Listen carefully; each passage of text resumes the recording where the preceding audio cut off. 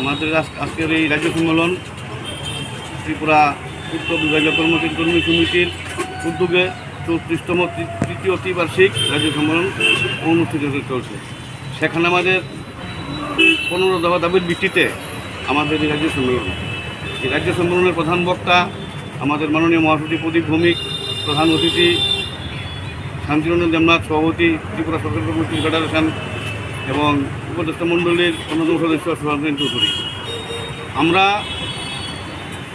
মনে করি, প্রত্যেক কর্মচারী সমিতি মনে করি, এ রাজ্যে বিজেপি সরকার গঠনের পর রাজ্যের সকল অংশের শিক্ষক কর্মচারীদের আশা আকাঙ্ক্ষার অবমৃত্যু ঘটেছে।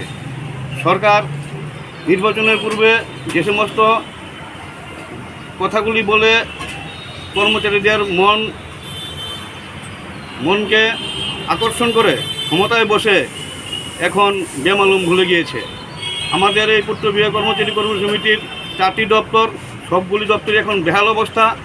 আমাদের এই দপ্তরে আমরা দাবি করছি অনিয়মিত কর্মচারীদের অবিলম্বে নিয়মিত করানো হোক এবং ফিক্সড পে প্রথায় চাকরি প্রদান বন্ধ করা হোক, সময় মতো ওভারটাইম বিল প্রদান করা হোক এবং জনস্বার্থে সারা রাজ্যে রাস্তাঘাট সারাই করা হোক, কৃষকদের স্বার্থে সেচ ব্যবস্থা ত্বরান্বিত করা হোক এবং বর্ষার সময় রাজধানী আগরতলা সহ সারা রাজ্যের শহরগুলি যাতে জলপ্লাবন না ঘটে বিভাগীয় দপ্তরকে উদ্যোগ নিতে হবে।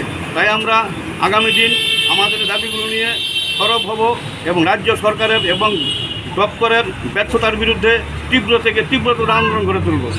এই জন্য আমরা আজকে সবাই মিলে ত্রিপুরা সরকারি কর্মচারী ফেডারেশনের কেন্দ্রীয় কার্যালয়ে আমাদের রাজ্য সম্মেলন অনুষ্ঠিত করছি। আপনার নাম এবং আমার নাম প্রাণেশ ভট্টাচার্য, আমি প্রাক্তন সাধারণ সম্পাদক ত্রিপুরা পূর্ত বিভাগীয় কর্মচারী সমিতি।